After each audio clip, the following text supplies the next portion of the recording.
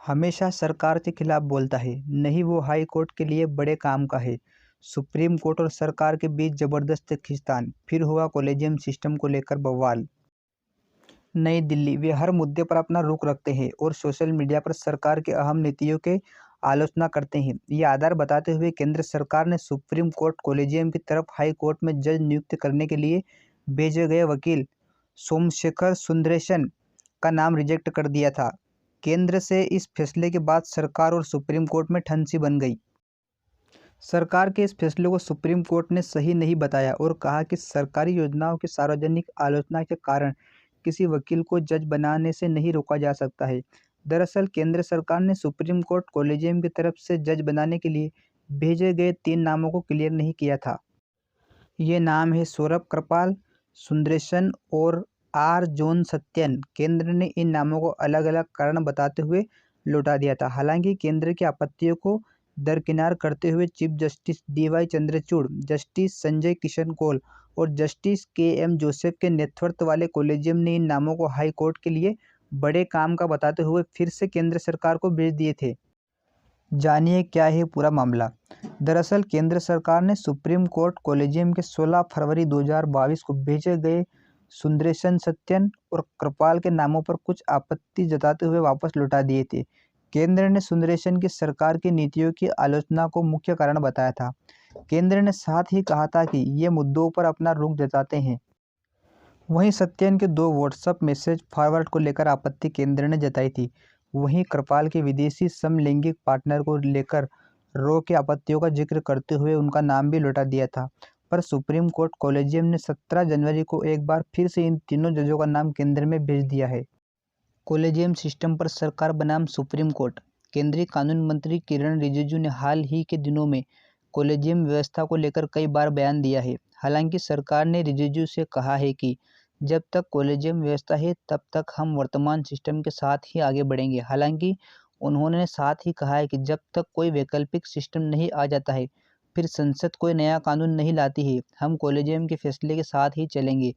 हाल ही के दिनों में सुप्रीम कोर्ट की कॉलेजियम व्यवस्था के खिलाफ सरकार और जुडिशरी के खिलाफ गतिरोध चल रहा है। कृपाल पर केंद्र की आपत्ति समझिए। सुप्रीम कोर्ट कॉलेजियम ने वरिष्ठ वकील सौरभ कृपाल का नाम दिल्ली हाई कोर्ट का जज बनाने के लिए फिर से भेजा है। लेकिन इससे पहले सरकार ने रिसर्च एंड एनालिसिस विंग रा की आपत्तियों का जिक्र करते हुए कृपाल का नाम लौटा दिया था। रा ने समलैंगिक वकील कृपाल के विदेशी पार्टनर को लेकर ऑब्जेक्शन जताया था। कृपाल के पार्टनर एक स्विस नागरिक है। उनका नाम निकोलस जर्मेन बाकमेन है। वह स्विस दूतावास में काम करते हैं। कृपाल भारत के पूर्व चीफ जस्टिस BN कृपाल के बेटे हैं। पर अब सुप्रीम कोर्ट कॉलेजियम ने केंद्र की इन आपत्तियों को दरकिनार करते हुए कृपाल का नाम फिर से भेज दिया है। कॉलेजियम ने कहा कि उच्च पदों पर बैठे कई पूर्व और मौजूदा संवैधानिक अधिकारियों की पत्नियां विदेशी मूल की हैं, इसलिए इस आपत्ति को वजह नहीं माना जा सकता है। कॉलेजियम ने कहा कि असल बात तो यह है कि कृपाल अपने झुकाव के बारे में बताया है। इस तरह कॉलेजियम ने केंद्र सरकार की सारी आपत्तियों को दरकिनार करते हुए कृपाल का नाम फिर से हाई कोर्ट के जज के रूप में भेज दिया है। सुदर्शन का मामला जान लीजिए। केंद्र सरकार ने सुदर्शन का नाम इस बिना पर लौटा दिया था कि वो सरकारी नीतियों के मुखर आलोचक है। वकील सुदर्शन अपने ट्वीट में सरकारी नीतियों के आलोचक रहे हैं, लेकिन कॉलेजियम ने सुदर्शन का नाम फिर से वापस बॉम्बे हाई कोर्ट के जज के लिए केंद्र को भेजते हुए दलील दी थी कि उनके पास कमर्शियल लॉ में विशेषता है और वह बॉम्बे हाई कोर्ट की पूंजी साबित हो सकते हैं। कॉलेजियम ने साथ ही कहा कि बॉम्बे हाई कोर्ट में कमर्शियल और सिक्योरिटीज कानून से जुड़े काफ़ी मामले आते हैं। उल्लेखनीय है कि कॉलेजियम ने 16 फरवरी 2022 को सुदर्शन का नाम जज के लिए केंद्र सरकार को भेजा था। जॉन सत्यन का नाम फिर से भेजा। सुप्रीम कोर्ट कॉलेजियम ने 16 फरवरी 2022 को सत्यन का नाम मद्रास हाई कोर्ट के जज के लिए भेजा था, पर केंद्र सरकार ने IB की रिपोर्ट का हवाला देते हुए उनका नाम जज के लिए क्लियर नहीं किया था।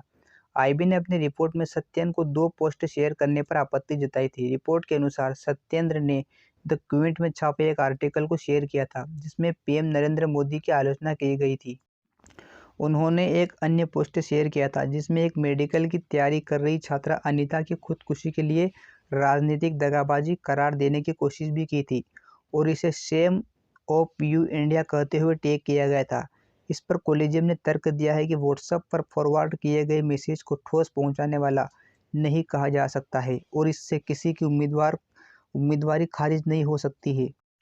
इसके बाद कॉलेजियम ने कहा कि उनकी राय में सत्यन मद्रास हाई कोर्ट के जज बनने की योग्यता रखते हैं। इसके साथ ही कॉलेजियम ने सत्यम का नाम फिर से केंद्र सरकार को भेज दिया है। अब देखते हैं आगे क्या होता है, नेक्स्ट फैसला क्या आता है।